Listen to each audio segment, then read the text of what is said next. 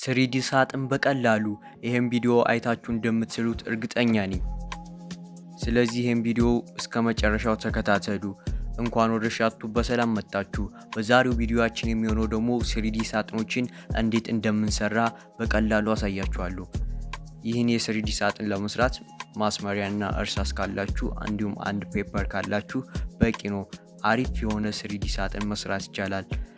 እኔ እንደምሰራው ያያችሁ ልክ እንደዚህ በማድረግ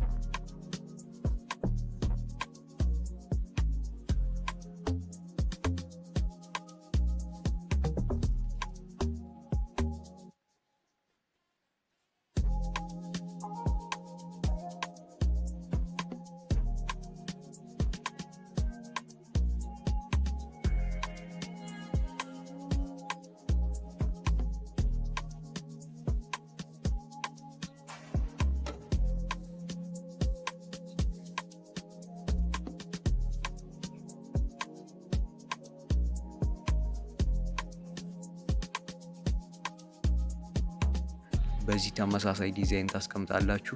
ከዛም ጥቁር ፓርከን ካላችሁ በጥቁር ፓርከን በማድመቅ እንዲሁም ደግሞ በእርሳስ ጎንና ጎን በማድረግ ልክ እንደዚህ አሪፍ የሆነ ስሪዲ ሳጥን መስራት ትችላላችሁ ማለት ነው።